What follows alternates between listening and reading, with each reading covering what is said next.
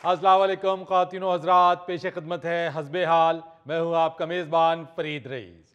नाजरीन, चलते हैं लतीफ़ी स्ट्रीट और देखते हैं कि आज वहाँ क्या हो रहा है। देखो बट मियाँ, ओहो माफ कीजिएगा, बट मियाँ ओहो माफ करना, जहां भी हाथ लगाते हैं लगता है आपके मुंह पे लग गया है। बहरहाल हम कहना ये चाहते हैं जी कि भाई चुगताई को बेशक पुलिस गिरफ्तार कर ले या उसे माफ कर दे, उसका पहला बिल और जुर्माना भी माफ कर दे, हमें क्या लेना देना। बिल्कुल। हम तो ये चाहते हैं कि आपको झूठ के गड्ढे में गिरने से बचाया जाए।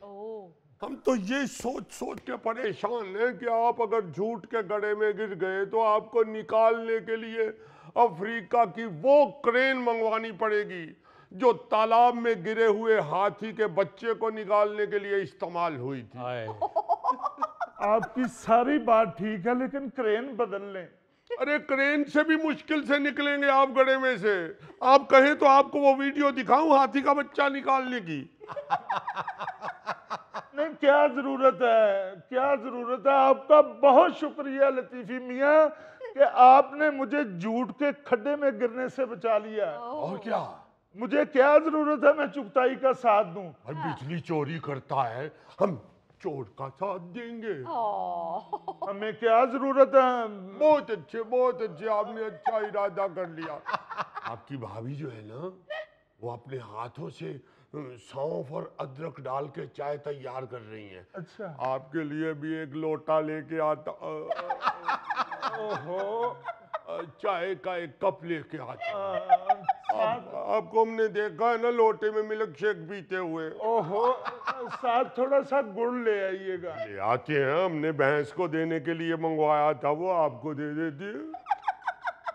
लतीफ़ी मियाँ, मैं आप लोगों की गुफ्तगू सुन रहा था, जरा ये बताना पसंद करेंगे कि चुगताई पे क्या चोरी का इल्जाम साबित हो गया है? ये तो हमें नहीं पता, पुलिस लेके जा रही है उनको। भाई ऐसे तो नहीं लेके जा रही, चोरी की होगी ना। तो गलत बात है कि अभी इल्जाम साबित नहीं हुआ और आप बट को उसके खिलाफ उकसा रहे हैं। देखिए हम उकसा नहीं रहे, हम तो सिर्फ इतना कह रहे हैं कि कुछ भी हो जाए हमें सच के साथ खड़े होना चाहिए। भट्ट साहब जी, की सोचा जे चुगताई साहब दे बारे च? मैं फैसला कर लिया मुकद्दस, दुनिया चाहे इधर की इधर आ जाए, मैं चुगताई के हक में गवाही नहीं दूंगा। Good, so sweet. भाई वापडा वाले किसी भी बिजली चोर का मीटर उतार लें, इससे हमें क्या। तो और क्या? कहाँ है मेरा मीटर? कौन उतार के ले गया मेरा meter? Police police police police, कहाँ गया मीटर? पुलिस पुलिस पुलिस, किसने उतारा मेरा मीटर? मीटर तो वापडा वाले उतार के ले गए हैं, तुम्हारा भी और मेरा भी, लेकिन उतरवाने वाले यही मौजूद हैं। मैं इनको छोड़ूंगा तो नहीं। और ये हमें क्या जरूरत है आपका मीटर उतरवाने की? हम तो अपने घर में बैठे, ना लेना ना देना। बाबर, जरा अपने अंदर का ज़हीरुद्दीन बाबर जगाओ। अरे उसकी क्यों आप एक्सरसाइज करवा रहे हैं? आप सीधी तरह मुझसे डायरेक्ट बात कर लें। 20 लाख रुपया डाल दिया उन्होंने मुझ पे। चले फिर चाय पी ले। और ले जाओ अपनी चाय। आप पी ले। मैं नहीं पीता चाय, साथ बिस्किट है ही नहीं। लीजिए आप चाय पीजिए। लाएं जी लाएं, हम अदरक भी है इसमें और सौंफ भी है, आप ले लीजिए। So sweet. नहीं कोई ऐसी बात नहीं, फ्री दे रहा हूँ। ओए हो, मुझे समझ नहीं आ रही चुगताई साहब, आपकी शिकायत तो इन लोगों ने की होगी, मेरा मीटर क्यों उतार के ले गए? मैं तो मीटर रीडर को हर दफा चिप्स का पैकेट और जूस का डब्बा देता हूँ। यार मैं तो हैरान हूं कि 20 लाख रुपया बिल, आपने क्या अंदर लूमें लगाई हुई हैं? भाई जब कई कई साल कुंडे लगा के बिजली चोरी करेंगे और वो फिर पकड़ी जाएगी तो फिर वो पिछला अगला हिसाब किताब तो डालेंगे ना। 20 लाख तो बहुत कम है। अबे ओ थोक में इमली का कारोबार करने वाले, हम पे ये इल्जाम है, हमने कभी नहीं चोरी की।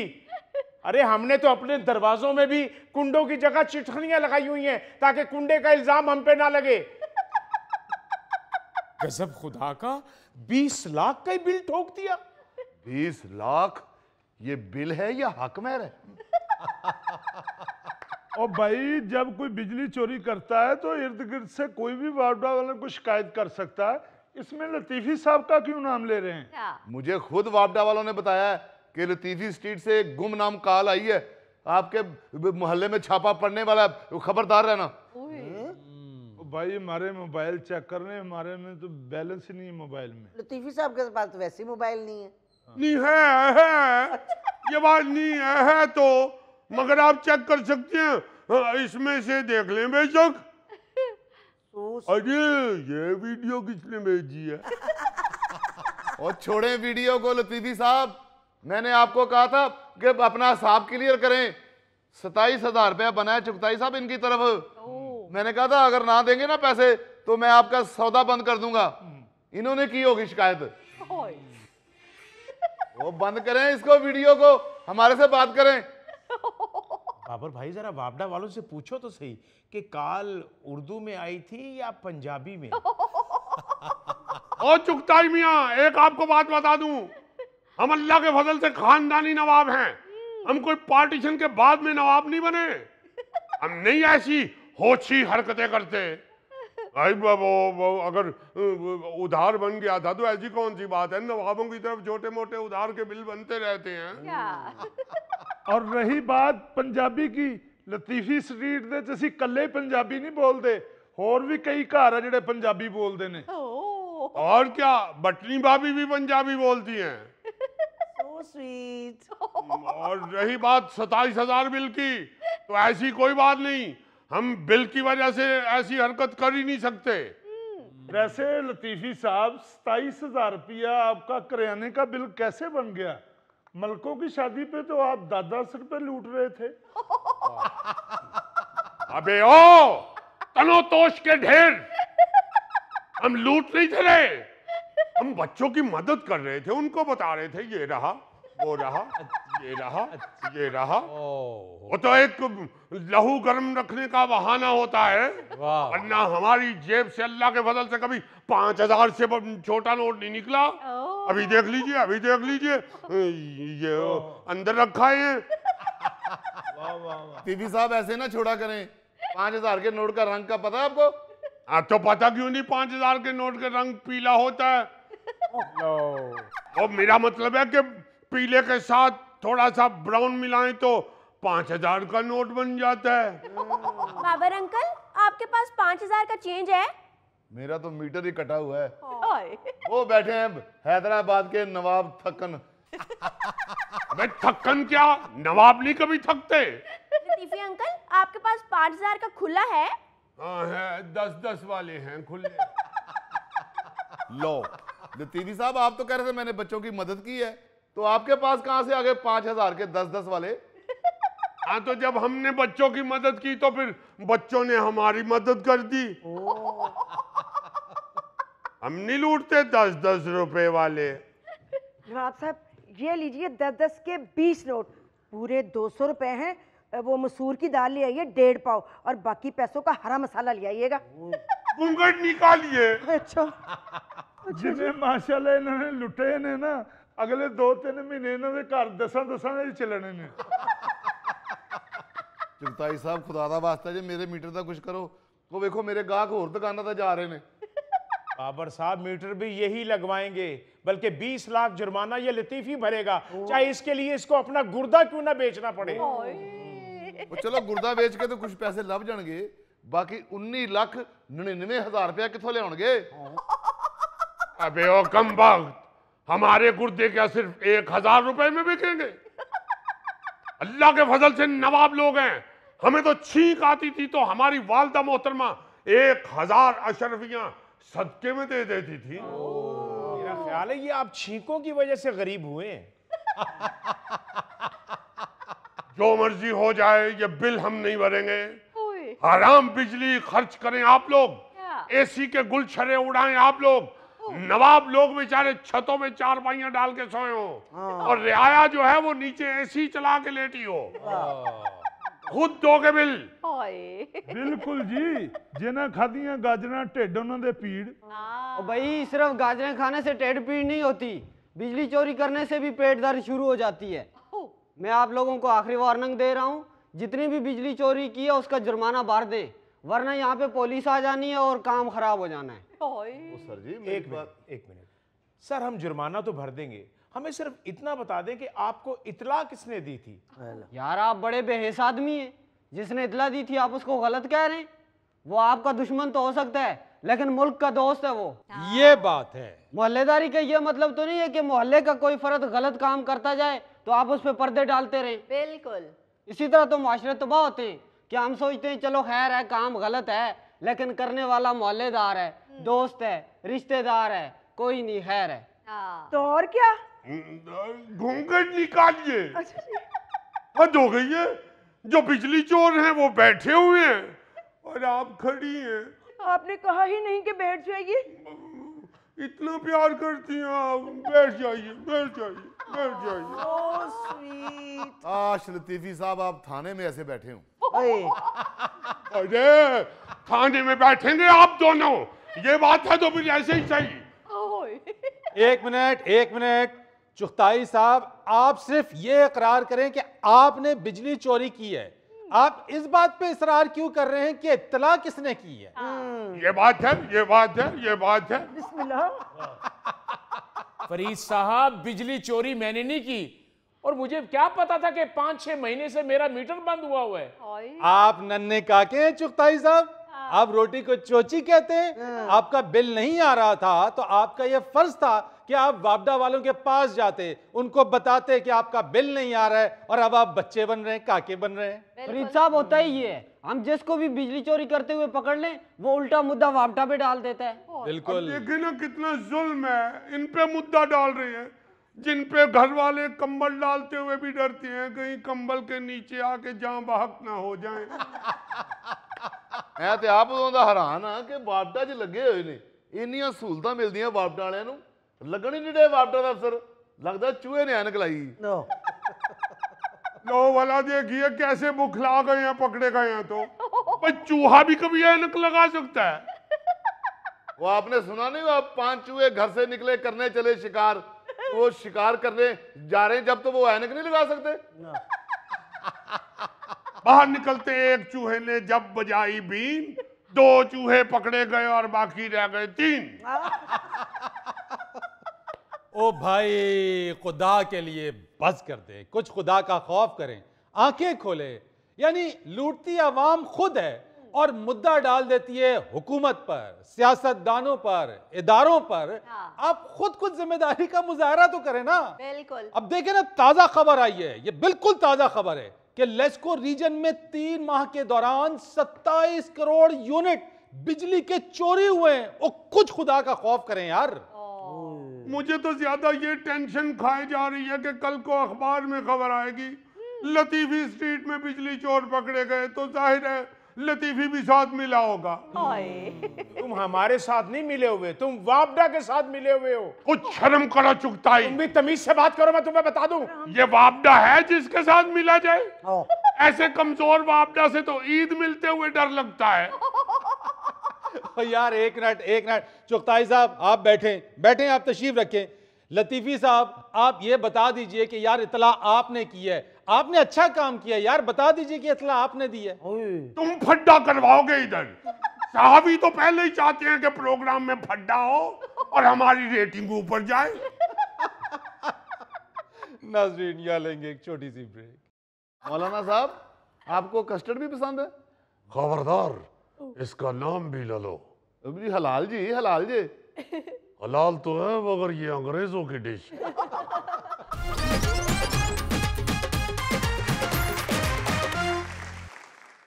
मौलाना साहब, आपको बहुत बहुत मुबारक हो। आप मुसलसल 5वीं बार अगले 5 साल के लिए JUI के अमीर मुंतखब हो गए हैं।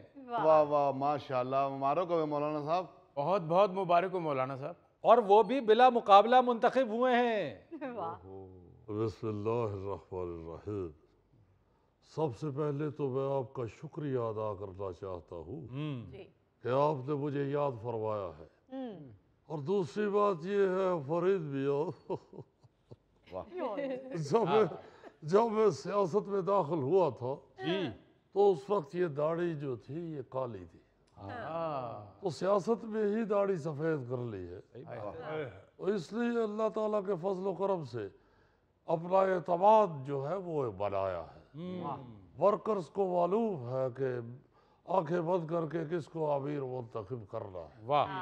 बहरहाल मैं सबका शुक्रिया अदा करूँगा, आपका भी और अपनी जमात के कारकुनों का भी, तो उन्होंने मुझे बिला मुकाबला अमीर मुंतखब किया। बेशक मौलाना साहब, आप पाकिस्तान की सियासत में एक अहम किरदार अदा कर रहे हैं, महवर हैं पाकिस्तान की सियासत के आप। देखिए, ये तो आपकी मोहब्बत है जो आप इस तरह के अल्फाज अदा कर रहे हैं। मैं तो अपने आप को सियासत का तालिब इल्म समझता हूँ। बाकी सारी जिंदगी इसी दश्त की सियाही में गुजरी है और आज तक फिर भी अपने आप को हमेशा तालिब इल्म ही समझा। मौलाना साहब, आप तो कसर नफसी से काम ले रहे हैं। आप तो पाकिस्तान की सियासत के स्कूल के प्रिंसिपल हैं और आपकी क्लास में सारे बच्चे बैठने के लिए आपके आगे पीछे फिर रहे हैं। बात ये है कि ये जो तालिब इल्म है ना, इनको थोड़ी सी अब देखो ना सख्ती दिखाई है तो खुद ही लाइन में लग गए। अब सारे बारी बारी क्लासरूम में दाखिल हो रहे हैं। और आपकी बात ठीक है कि जो सूरत हाल बनी हुई है उसमें तो लग रहा है कि हम प्रिंसिपल नहीं है। असल में बात यह है कि ये सियासत बड़ी गहरी चीज है। जी समझ किसी वक्त नहीं आती। ये जिस मगरमच्छ के डर से दरिया में उतरते हुए डर रहे हैं, हमने अल्लाह के फजल से उस मगरमच्छ पे सवारी की हुई। मगर मौलाना साहब, आप तो खुशकी की सियासत करते हैं, समुद्री सियासत तो नहीं करते? यार कैसा कैसा जाहिल आदमी आपके प्रोग्राम में।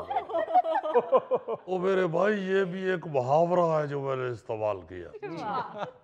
अल्लाह के फजल से हमारे मुतालिक तो अमिताभ बच्चन ने बहुत पहले बता दिया था कि जहाँ पे मौलाना खड़े होते हैं लाइन वहीं से शुरू होती है। तो इसलिए हम सारे हमारे पास आ रहे हैं, ठीक है, आते जाए, कोई ऐसी बात नहीं। अच्छा मौलाना, ये जो नई सूरत हाल पैदा हो गई है, इस बारे में भी हमें कुछ बताइए। मियाँ नवाज शरीफ साहब से आपने जाती उम्रा में मुलाकात की है, कुछ अंदर की कहानी, कोई अंदर का मामला, क्या बातचीत? अंदर की तो कोई बात ही नहीं थी। अच्छा, सब कुछ सामने ही लगा हुआ था। जी हाँ, उसमें माशाल्लाह पुलाव भी था, बिरयानी भी थी, और सबसे बड़ी बात यह है मियाँ साहब की मोहब्बत, उनका बहुत शुक्रिया। उन्होंने हमें ही मद्देनजर रखते हुए रोश भी बुलवाया। अच्छा चले यूं कह लें, कोई अंदर की बात बताएं। अंदर की बात बता देते हैं। माशाल्लाह साथ पुदीने की चटनी भी थी। और मैं हैरान हुआ कि मियाँ साहब ने बताया कि मैं अपने हर खाने में पुदीने की चटनी जरूर इस्तेमाल करता हूँ, आप भी क्या करें। ओ जनाब, मैं तरमीम के हवाले से जानना चाह रहा हूँ। मैं भी उसी तरफ आ रहा हूँ। मैंने जब कहा ना जी कि पुदीने की चटनी तो मैं भी इस्तेमाल करता हूँ, तो मियाँ साहब कहने लगे थोड़ी तरमीम कर ले, बीच में अनार दाना भी डाल लिया था। मौलाना, मैं तरमीम की बात कर रहा हूँ, तरमीम की, जिसमें आप मरकज़े निगाह हैं, दूल्हा हैं।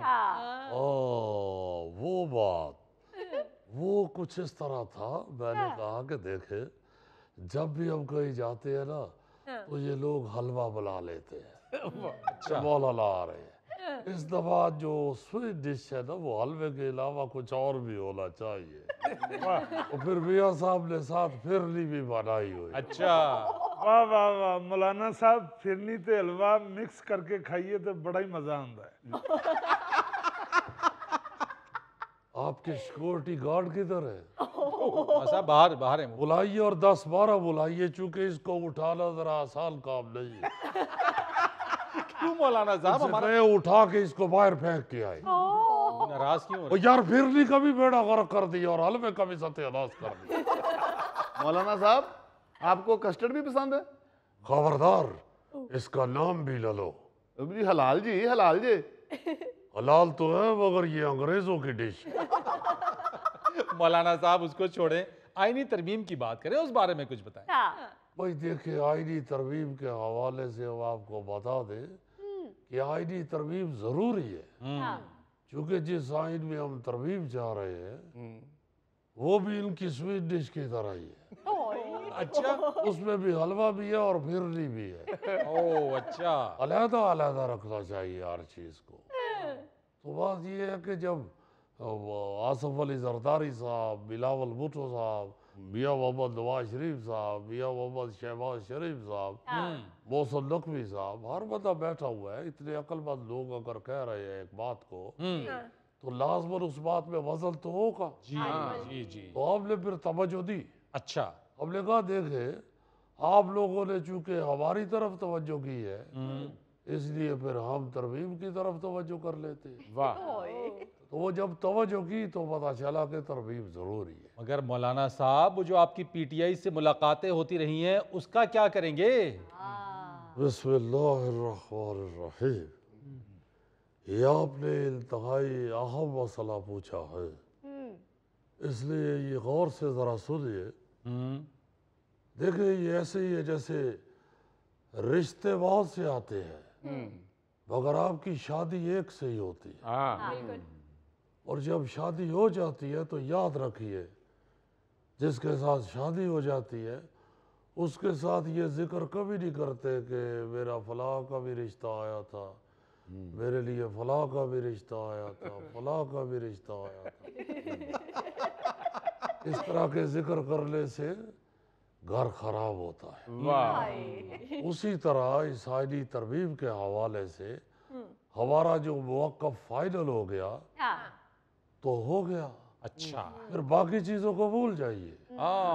ये जिक्र करने की जरूरत नहीं है कि फलां से मुलाकात हुई थी, फलां की तरफ गए थे, फलां की तरफ से आए थे। वो सब कुछ खत्म हो गया। जहाँ शादी हो गई सो हो गई। यानी पीटीआई को आप भूल जाएं। यार ये इंतहाई नालायक आदमी है। उसकी ड्यूटी है जी, उसकी ड्यूटी है सवाल का। भाई इतनी लंबी तफसील बताई है, इतनी अच्छी मिसाल दे के समझाया है, फिर पूछ रहे हैं कि यानी आप पीटीआई को भूल जाए। मौलाना, आपकी मुलाकातें रही हैं उनसे? वो मेरा दोस्त, मुलाकातें रही है ना, अटैचमेंट तो नहीं हो गई। अब जिधर अटैचमेंट हो गई है उधर की बात करो। यानी कि आपके कहने का मतलब ये है कि गर्लफ्रेंड्स को भूल जाएं, सिर्फ बीवी को याद रखें। ला हौल वला कुव्वता इल्ला बिल्लाह। भाई एक शरई मिसाल दी है तो आप क्यों गैर शरई मिसालें देके तो बात को खराब कर रहे हैं? मौलाना साहब, ये तो पीटीआई के साथ ज्यादती है। देखिए, बात ये है कि ये इस चीज की जो मुखालफत कर रहे हैं वो पीटीआई के खैर खा नहीं है। जो पीटीआई के खैर खा है वो इस बात को समझते हैं कि मौलाना जिस तरह की तरमीम चाहते हैं वैसे होनी चाहिए। जी, फवाद चौधरी साहब ने भी ये बात की है मौलाना साहब कि पीटीआई इस वक्त खिलंडरों के हाथ में, और मौलाना फजलुर रहमान का किरदार बहुत अहम है। जी हाँ जी हाँ जी, ये फवाद बहुत अच्छा लड़का है, इंतहाई खूबसूरत आदमी है ये तो जब पुलिस के आगे लग के भागा था, आप यकीन माने मैं टीवी के आगे बैठ के कह रहा था, या अल्लाह खैर, या अल्लाह खैर, या अल्लाह खैर, या अल्लाह खैर, या अल्लाह पकड़ा ना जाए, या अल्लाह पकड़ा ना, या अल्लाह कहीं गिर ना जाए। क्योंकि इस तरह का बंदा जब गिर जाए ना, अच्छा, तो फिर गिर जाता है। और मेरी बात याद रखिए, जी जी, गिरा हुआ फवाद चौधरी उठना और उल्टा हुआ कछुआ सीधा होना बहुत मुश्किल होता है। नाज़रीन, यहाँ लेंगे एक छोटी सी ब्रेक। जेम्स बॉन्ड को खजल करने की कोशिश ना किया करो। पता नहीं बंदर की बात पे मुझे क्यों हंसी नहीं आती। अच्छी बात है, अच्छी बात है, अपनों पे नहीं हंसना चाहिए।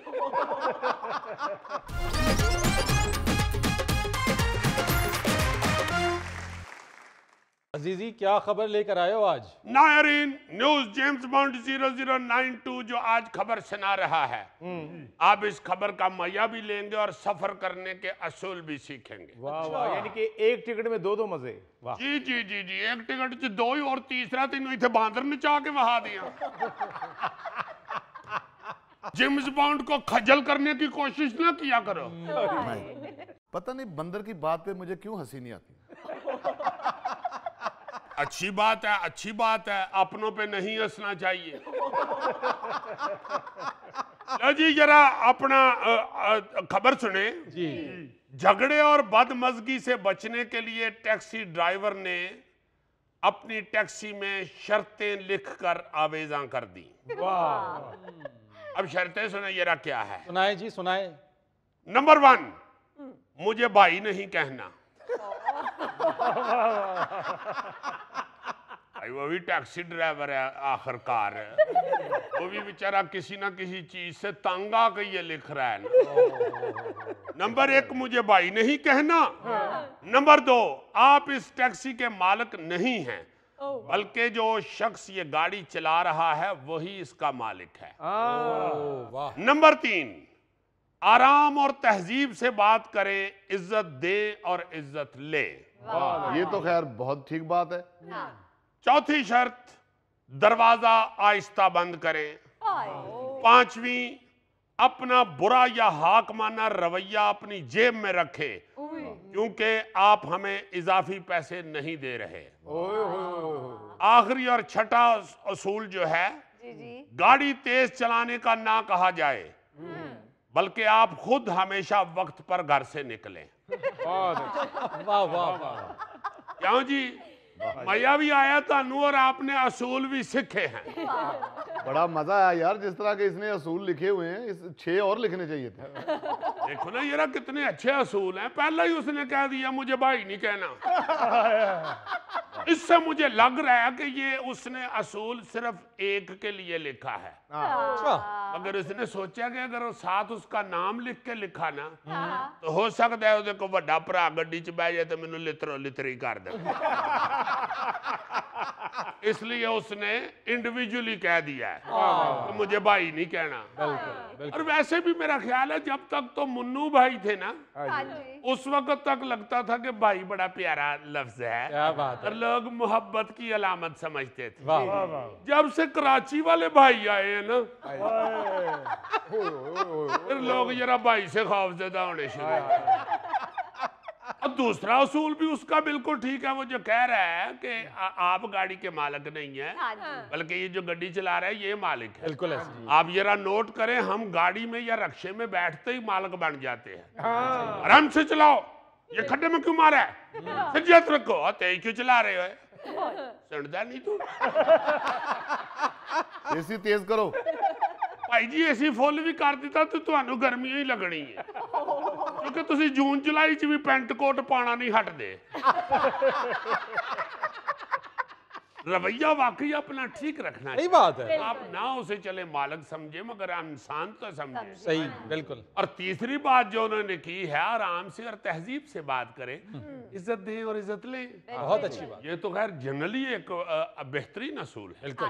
पूरी दुनिया में आप देखें, आप जिंदगी में जब भी कहीं तमीज के दायरे में रह के अपनी गुफ्तगू करते हैं, वहां से आपको इज्जत मिलती है। बिल्कुल बिल्कुल। ये होता नहीं है कि आप बदतहजीबी करें तो आगे से आपको कहें नहीं जी नहीं जनाब बिस्मिल्लाह। सही बात है। घर का मुलाजिम जो होता है वो आकड़ पड़ता है यार, सही। उसको भी आप प्यार मोहब्बत से हैंडल करें तो हो जाता है। बिल्कुल सही। टैक्सी का ड्राइवर ते फिर गड्डी चलान दे है, सही बात। दिल करे गुस्सा चढ़े तो इंज करके टांगे च मार दे। और अजीजी ऐसा हुआ भी है। मैं और मेरा दोस्त रिक्शे में जा रहे थे और मेरा दोस्त उससे बदतमीजी करे जा रहा था कि कैसे चला रहे हो, कैसे मोड़ते हो, आहिस्ता चलाओ, इधर को जाओ। वो आखिरकार उसने रिक्शा खड़ा किया और उतर के कहने लगा भाई जी तुसी चलाओ, मैं पीछे भाई ना। उसका बनता ही ये है। ऐसे भी वो शीशे से देख के उसे फील हो रहा होगा कि यार ड्राइवर पीछे बैठे हैं। और चौथा असूल जो है, दरवाजा आहिस्ता बंद करें, मेरा ख्याल है ये असूल उसने मेरे लिए लिखवाया है। वैसे तो माफ करना, ये इंडिया का टैक्सी ड्राइवर है, मगर एहतियातन उसने तुम्हारे लिए ही लिखाया होगा। उसके ज़हन में आया होगा कहीं हसबे हाल देख के कि ऐस भाई दा अगर इंडिया दा वीजा लग गया किसे ले, एक खुदा ना खास्ता बह गया मेरी टैक्सी च, लाजमन दरवाजा योर दी बंद करे। क्योंकि ऐसे बंदे का योर ऐसे कामों में ही लगता है। गड्डी दा दरवाजा योर दी बंद करता, एवं किसी एटर नूं ठुड्डा मारता, किधरे घड़ा पिया तो उन्होंने चुक के तोड़ देता। बाद चो याद आया कोई तो टुट जाता है, एवं गली च जांदियां जांदियां किसी कंध ते मुक्का मारता। वैसे अजीजी, ये दरवाजा जोर से बंद करने वाला मसला ना 90% लोगों का ही। जी जी जी, चूंकि 90% लोग घरों बीवी को लड़ के बाहर निकलते ने ते अपनी गड्डी भी जोर दी बंद कर देंगे। और कई तो मैंने ऐसे साईं लोग देखे हैं कि किसी की गड्डी का दरवाजा जोर से बंद करके तो एकदम जब एहसास होता है ना, तो फिर दोबारा उसे खोल के आराम से बंद करते। यार हो गया हुण बंद, छड़ दियो दी जान। अजीजी, वैसे उसका मुझे 5वां असूल बहुत अच्छा लगा कि अपना हाँ कमाना रवैया अपनी जेब में रखें। हम आपसे कोई पैसे ज्यादा नहीं ले रहे।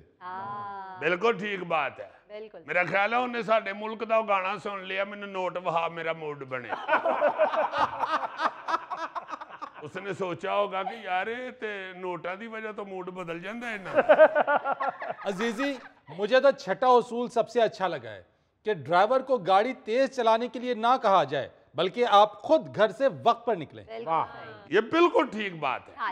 यानी हम खुद सुते पे लेट उठते हैं या घर में चुलबलियां करते हुए लेट हो जाते हैं, फिर आज जब गाड़ी में बैठते हैं तो सारा गुस्सा ड्राइवर पे निकाल रहे होते हैं। वो बेशक अपना ड्राइवर हो या बेशक टैक्सी वाला हो, यार तेज चलाओ, क्या कर रहे हो?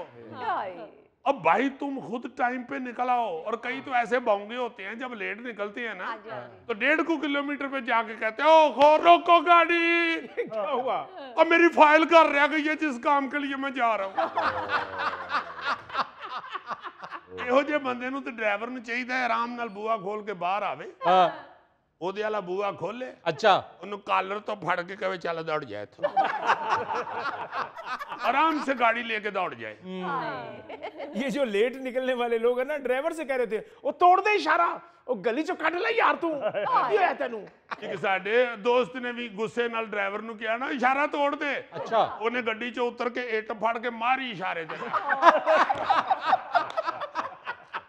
नाज़रीन, यहाँ लेंगे एक छोटी सी ब्रेक। ये चाहता है कि अब अजीजी जैसा बब्बर शेर आदमी भी बेच दो। हाँ, मुझे पता है कितने बब्बर शेर हो घर में।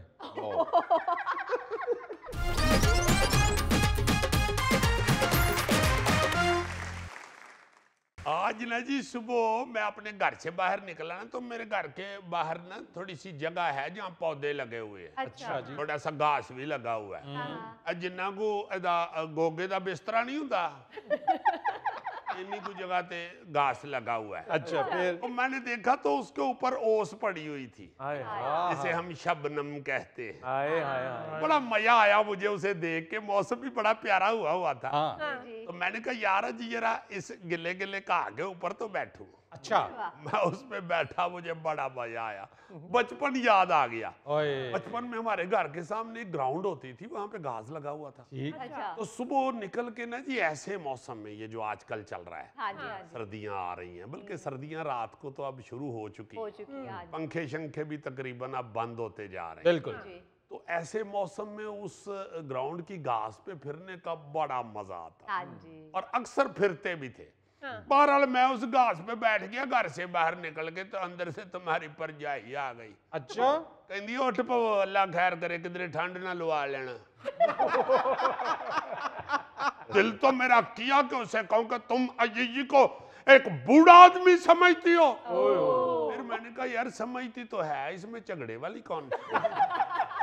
नहीं, मुझे ये बताओ, ऐसे कहा भाभी को? नहीं, मैंने यार ये लड़ाई कराई, ये खुद तो बेचारा बीती बुईती करा के निकल आता है। ये चाहता है कि अब अजीजी जैसा बब्बर शेर आदमी भी बेच दो। हाँ, मुझे पता है कितने बब्बर शेर हो घर में। चलो फिर मैं नई बात सुनाता मुझे। नहीं, पहले उसे कहो कि कहे नहीं हो ये तुम बब्बर शेर ही हो। अच्छा यार अजीजी तुम बब्बर शेर हो, चलो बात सुनाओ। इस तरह करो, लेकिन करो म्याऊं म्याऊं। क्यों जी? यार मेरा ख्याल है इसको लाजमन जिंदगी में ना किसी मदारी के बांदर से कोट पड़ी। अच्छा सुना ये रहा था कि मुझे याद आना शुरू हो गया, बल्कि यादें माजी में मैं चला गया। यार क्या ये मौसम होता था ये जो निकलता है। पहले भी एक दो दफा हमने जिक्र किया है कि ऐसे मौसम में ना जी वो रजाइयाँ निकल आती थी और उनकी तैयारी शुरू हो जाती थी। जो गर्मियों की चादरें वादरें होती थी वो वापस पेटियों में चली जाती थी और फिर रजाइयों की जो तैयारियां होती थी उनको रिफ्रेश किया जाता था। रजाइयों को उनके रुई जो है वो किसी की बैठ जाती थी, किसी की रुई बीच में से टूट जाती थी, बिल्कुल वो नुकरें लग जाती थी। हाँ। तो उस सब को फिर पेंजा लगवाया जाता था। पर ये पेंजा क्या होता है? वो जो निक्के होते तुम्हें अम्मी से नहीं था लगता? उसे पेंजा कहते हैं। फैंटी कह लो, फैंटी। यार धुनाई कहते हैं उसको, धुनाई। धुनाई, अरे बचपन में भी धुनाई होती है उर्दू में। इसकी अम्मी से बहुत धुनाई हुई हुई। अच्छा वो जो पेंजा होता है ना वो एक मशीन है। अच्छा। वो जो रुई जुड़ जाती है ना जी। उसको फिर उस मशीन में डालते हैं तो वो उसे ऐसे अलग-अलग उसका एक एक रेशा करती है। तो वो फिर रुई नरम सी हो जाती है। उसको दोबारा फिर रजाइयों में भर के तो रजाइयां नगंदी जाती थी। लो सर अब ये नगंदी क्या होता है? ये हमें जानबूझ के मॉडर्न बन रही है। इदा पता कराओ कुछ नाले शहीनाबाद रही जी। एक्सक्यूज मी, मैं अब लाहौर में रहती हूँ। नहीं मैं पुरानी बात कर रहा हूँ। नगंदी जो होती है ना नगंदी, ये शकरगंदी की छोटी बहन है।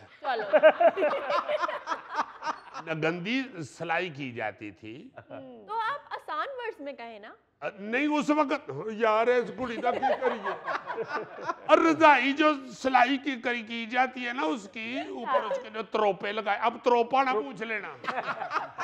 वो जो उसकी सिलाई की जाती थी रुई को एक जगह ठहराने के लिए उसको कहते थे रजाइयां नगंदी गई हैं। और वो जो नगंदी जाती थी रजाइयां या उनकी जो सिलाई होती थी, हाय हाय हाय हाय क्या मंजर होता था।